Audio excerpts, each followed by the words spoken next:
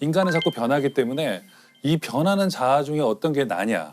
너무 어려운 문제죠. 맞아요. 근데 그러면 어떻게 진로를 선택하신 거예요? 이렇게 뭐 천문학자가 나는 저는 공부하는 거는 좋아했어요. 그러니까 똑똑하고 싶은 그 공부가 아니라 저는 약간 집착형 인간이거든요. 제가 뭐 하나 좋아하면 막 그거를 계속 하고 싶고 내가 잘하느냐 못하느냐 별로 중요하지 않고 그냥 그걸 할 때가 재밌는 거예요. 그래서 만약에 영문학과를 갔어도 대학원 갔을 것 같고 생물학과를 갔어도 대학원 갔을 것 같고 그냥 저는 이런 삶을 좋아했었고 근데 그중에 이제 천문학이 된 거는 진로를 결정할 시기에 알게 되었던 몇몇 사람들이 이제 천문학이라는 길을 이제 보여줬던 거죠. 그래서 저한테는 대학원 생활하고 이제 지금 이 일을 정말 이 과정을 즐기고 있기 때문에 저는 제가 막 노벨상 받는 과학자가 아니어도 저는 그냥 오늘이 매일이 행복한 거거든요. 그러면은 저는 이제 제 자신을 잘 알고 이 길에 왔다고 저는 생각을 해요. 지금 이렇게 진로를 결정하는 부분에 있어서도 굉장히 자기애가 느껴져요. 내가 공부하는 모습이 너무 좋고. 네네 맞아요. 그거 자체가 그게 좋고. 가장 행복한 분의 전형이잖아요. 내가 정말 잘하는 건데 내가 좋아하는 거고 그것이 내가 직업으로 선택할 수 있고 이게 정말 행복한 거죠. 덕업일치라 그러죠. 그쵸, 네. 그쵸. 그래서 최근에 이제 재밌었던 거는 김연경 선수의 인터뷰. 김연경 네, 김연경 선수의 배구 선수, 인터뷰가 배구 선수. 저는 너무 마음에 와닿는 거예요. 그분의 인터뷰가 어떤 식이냐면 김연경 같은 선수는 100년에 한 번 나올까 말까 한 선수라고 생각하는데 정말 그렇게 생각하시나요? 물어보면 그분은 네라고 대답하시는 거예요. 정말 그렇게 생각합니다. 정말 그렇게 생각합니다. 동의를 하기는 하죠. 당연히 돼도 나오기 쉽지는 않기는 하죠. 쉽지는 않긴 하는데. 그리고 뭐 팬들이 달아준 댓글 중에 제일 마음에 드는 거는 교회에는 성경, 절에는 불경, 배구는 김연경. 이런 식의 이야기를 인터뷰에서 맞는 얘기니까. 네. 네. 근데 좀 맞는 얘기잖아요. 근거가 있는 네. 자신감이잖아요. 그거를 정말 자기가 막 거들먹거리면서 얘기를 하면 너무 싫겠죠. 그렇죠, 너무 그렇죠. 그렇게 꼴 보기 싫은 게 없죠. 네. 나 잘난 척하는 건데 이분은 그거를 내가 잘난 척한다는 느낌이 전혀 들지 않고 나 열심히 했고 그래서 잘했고 그래서 난 내가 좋아를 너무 당당하게. 뛰고 싶다라고 이제 얘기도 많이 하고 하는데 그거는 그 사람들의 생각이고 제 생각이 중요한 것 같습니다. 제가 잘 결정할 수 있도록 하겠습니다.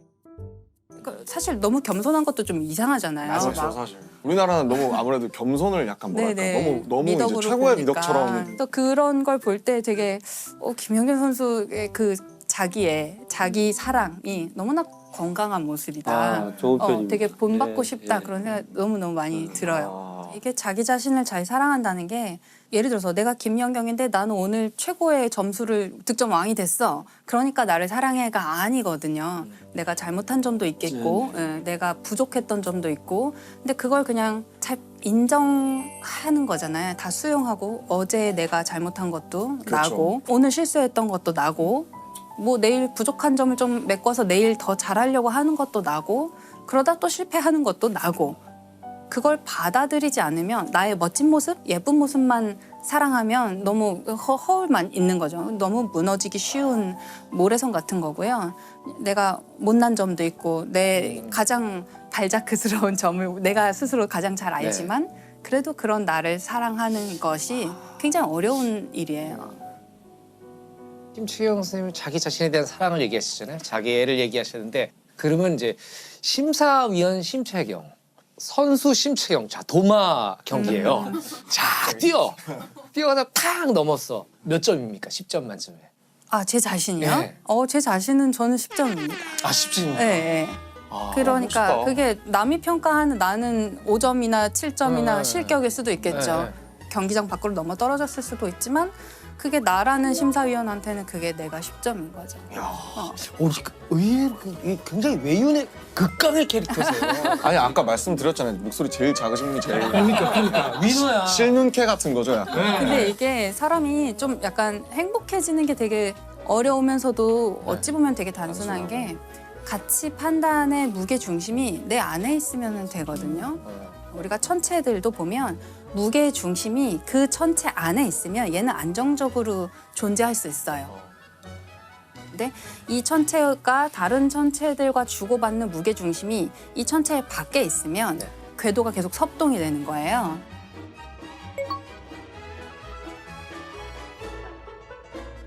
저는 가치 판단의 기준도 그게 자기 안에 있을 때 좀 더 안정적으로 살 수 있는 것 같아요. 그래서 좋아요를 눌러준 사람이 별로 없더라도 괜찮고. 그렇죠. 사실 그 지점인데 그 가치 판단의 무게 중심이 본인 안에 있기가 갈수록 힘들어지고 있어요. 그럴 수 있어요. 왜냐면 알고리즘이라는 것들이 계속 나에 대해서 데이터를 맞춰서 분석해주고 뭘 추천해주고 하는데 그거를 제가 좋아하는 내 색이라고 받아들이면서 사실은 비슷비슷한 테이스트나 비슷비슷한 색을 갖게 되는데 근데 나는 또 굉장히 내가 유니크한 무언가 뭐라고 생각을 하면서 사실은 끊임없이 그 알고리즘과 시스템의 영향을 계속 노출되는 세상이잖아요. 맞아요. 그래서 그 가치 판단의 무게 중심을 그 자기 안에 두는 게 사실은 연령이 저는 낮을수록 스마트폰에 친할수록 훨씬 더 어려워질 거라고 어려울 것 생각해요. 같아요. 네. 오히려 좀 혼란스러울 것 같아요. 그 SNS나 네, 네. 네, 아까 말씀하신 것처럼 자기 안에 있어야 된다고 그러는데 그 자기가 있느냐 이게 일단 문제고. 이러면 오늘 녹화가 안 끝나요. 이걸 좀 반대로 생각해 보면 나의 경계를 조금 희미하게 흐릿하게 두는 것도 저는 좋은 것 같아요. 그래서 좋아요 수에 집착하는 나 어때? 상관없잖아요. 그럴 수도 있다. 예, 알고리즘이 추천하는 대로 그 알고리즘 아주 충실하게 따라가서 그걸 내 취향이라고 생각하는 나 또 어때? 예, 그것도 괜찮다고 저는 생각하거든요. 그래서 내가 나라는 자기 자신을 너무 촘촘하게 너무 가둬놓으면 그 안에 무게중심을 잡는 거는 발레리나가 발끝으로 서 있는 거랑 똑같은 거예요. 너무 쉽게 무게중심이 흔들릴 수 있어요. 근데 내 자신이 아주 바닥에 그냥 철푸덕 주저앉아 있거나 누워 있다고 생각하면 무게중심을 내 안에 유지하기가 너무 쉽거든요. 그래서 그런 면에서 조금 자기 자신한테 너무 엄격하거나 너무 어떤 특정한 모양으로 내가 있기를 기대하지 않는 것도 괜찮다고 저는 생각하거든요. 심채경 박사님께서 그 알랭드 보통의 불안이라는 소설을 네네. 언급을 하셨는데 다들 읽어보셨을 거 아니에요? 아니 저는 저 안 읽어봤는데. 보통 사람들 다 읽나 봐요. 이게 자꾸 웃으면 안 되는데 웃겨요. 가끔. 예. 저는 좋아하는 책인데요, 네. 사실은. 어떤 이게 책이에요? 불안이 우리말로는 책 제목이 불안이라고 번역이 됐지만 원래는 지위 불안이라는 원제인데 손가락 그림이 나와요. 손가락이 하나 있을 때는 행복한 거예요. 우울하지 않아요. 근데 더 큰 손가락이 등장하면 이제 우울해지는 거예요. 이게 비교 대상이 나타나면 비교. 예, 나의 지위가 이제 불안해지는 흔들리니까. 거죠. 예.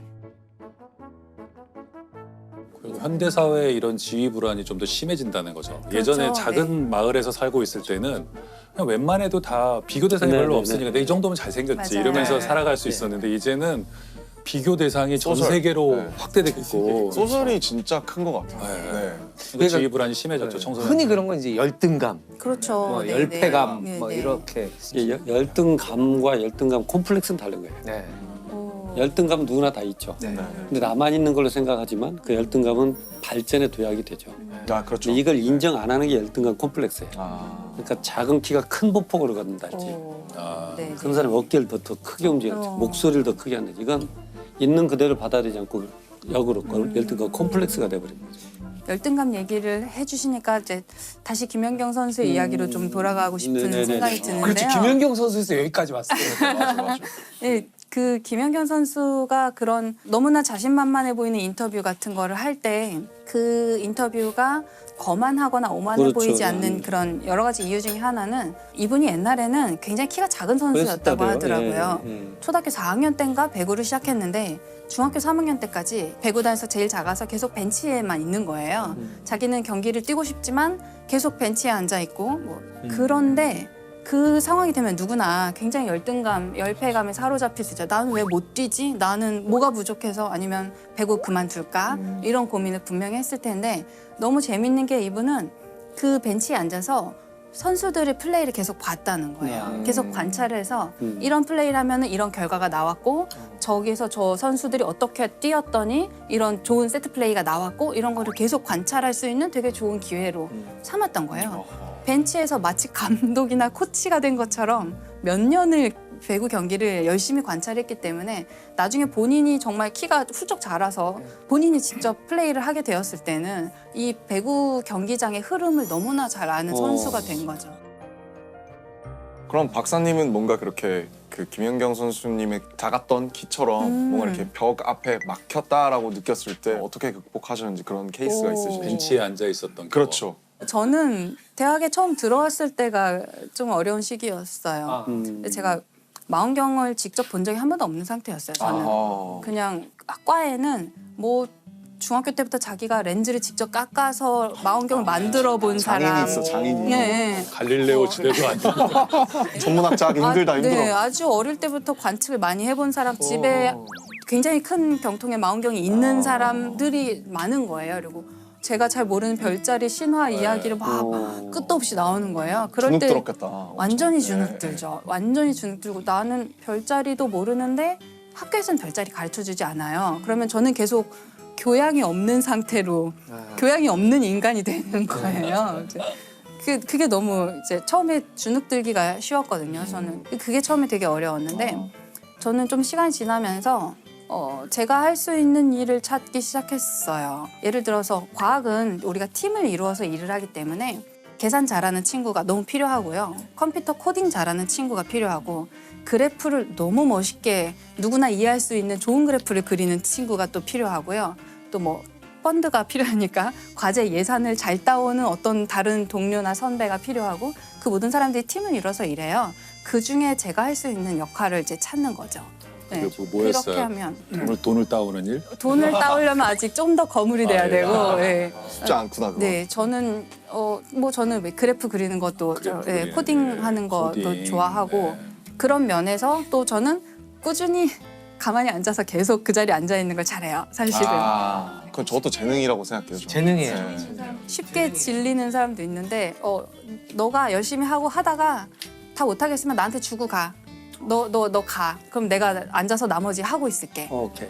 그러면 이제 다음 날 그 친구가 와서 또 잘하는 거예요. 그래서 저는 운이 좋게도 과학은 팀을 이루어서 일을 하니까 저도 어딘가에 톱니바퀴가 맞는 데가 있는 거예요. 잘 찾아 들어가면. 제가 욕심을 막 부려서 저라는 퍼즐이 안 맞는 엉뚱한 곳에 가서 저를 막 끼워 넣으려고 하면 너무 괴로운데 그냥 그 순간에 그 팀에서 내가 할 수 있는 일을 계속 찾는 거죠.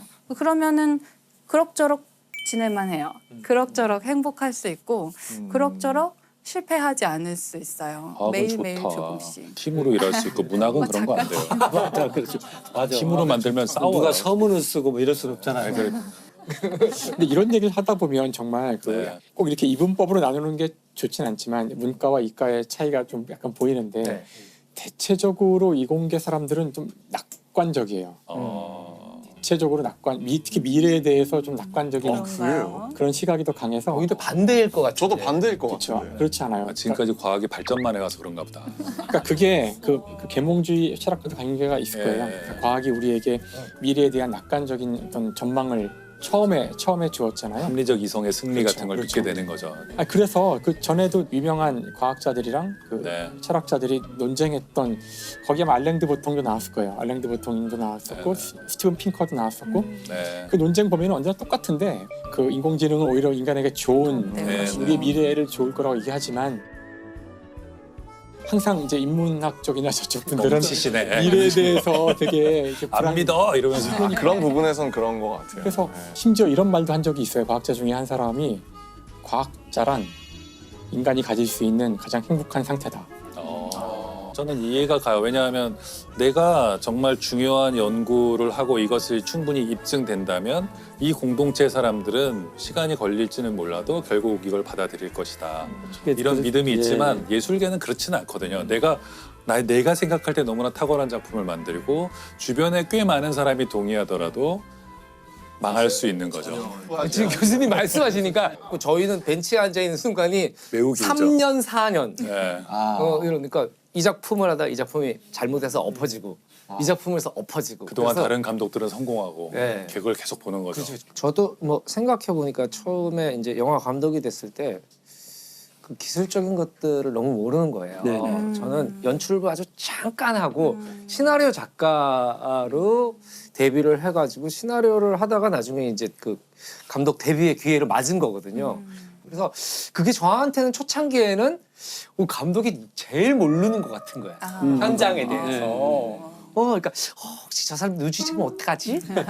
뭐 이런 생각 갖잖아요. 그럴 수 있죠. 나의 은밀한 고민들이 생기는 거야. 어디 가서 얘기도 못 하겠고. 그렇죠. 누구한테 얘기를 해요, 이 얘기를. 다 나만 보고 있는데. 그래갖고 솔직하게 우리 촬영 감독님하고 조명 감독님한테 얘기를 했어요. 나는 현장 출신이라서 모르겠어. 지금 어떻게 돌아가는지 모르겠고 초기에 아예 모르겠다.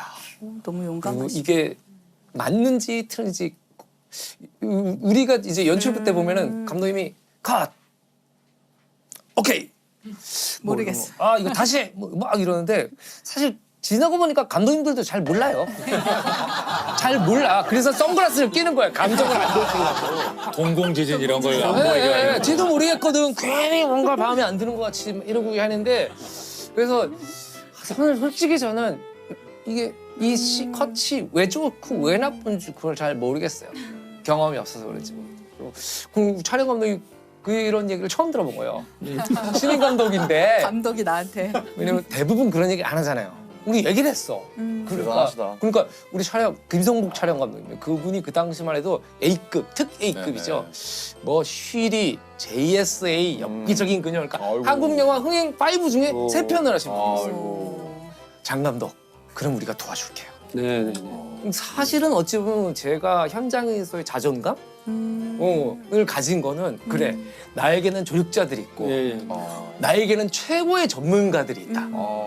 그 사람들한테 배우고 그분들이 해주는 조언들을 내가 판단하면 된다. 그렇죠. 교수님 말씀하시니까 갑자기 제가 그 생각이 들었어요. 네. 그러니까 저도 그런 생각을 되게 많이 했던 게 뭐 에미넴이나 뭐 나스라든지 카니에 웨스트라든지 에픽하이 타블로 형이라든지 그런 분들을 보면서 잘 아는데 아무리 해도 제가 그 사람들보다 기술적으로 랩을 더 잘할 것 같진 않아요.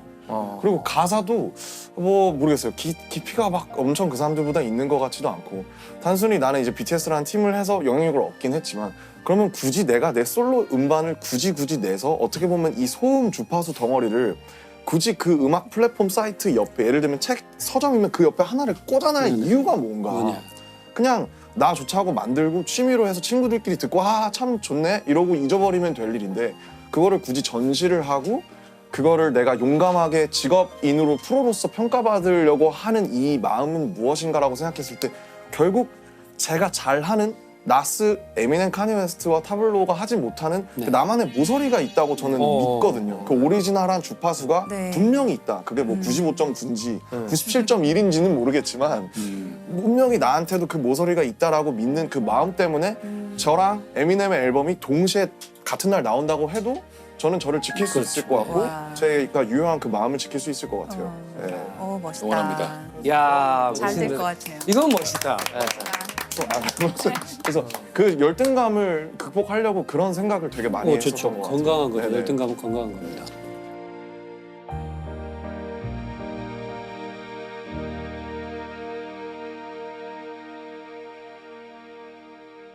저는 심채용 박사님의 이 사실 우리 사회에서는 굉장히 베일에 쌓인 분 같은 네. 느낌이 있잖아요. 와, 너무나 뜻밖으로 10점 만점에 10점. 점수를 매기는 건 제 예. 자유니까요. 예, 그렇게 자기애가 있으시고 자기 자신을 사랑하시는 분인지. 강하신 것 같아요. 네, 몰라요. 네. 진짜 외운의 강. 네. 김상욱 교수님은 어떠셨어요? 짝꿍이시잖아요. 전 사실 그 심채영 박사님이 쓰신 책이 있어요. 그 책을 보면서 받은 느낌이 있는데 그 느낌과 비슷하다는 걸 다시 한번 확인한 것 같아요. 그 책에서도 이렇게 자신감 뿜뿜하는 얘기들이 많이 나오고 1장의 제목이 대학의 비정규직 행성 연구죠. 자, 있는 그대로 표현한 거죠. 네, 그렇게 쓰는 게 쉬운 일은 아니거든요. 정확하게 표현을 하셨네. 지금은 물론 이제 지금 이제 정규직 네, 몇 달 안 연단이지만 됐습니다. 아이고 축하드립니다. 저 정년 보장의 꿈을 이루었어요. 그렇죠. 그러니까 그걸 스스럼 없이 오히려 그걸 이제 소재로 하여 글을 쓰신다는 거 보면서 뭔가 단단한 분인 줄 알았는데 이제 오늘 보니까 역시 다르지 않았다는 생각이 들었어요. 왠지 이번 편 나가면은 심채영 박사님 공익광고에 나오실 것 같아요. 진짜로. 10점 만점에 10점. 제 생각에 도마를 한번 뛰셔야 될 수도 있어요. 그다음에 심사위원도 한번 하시고. 10점 만점에 10점이었습니다.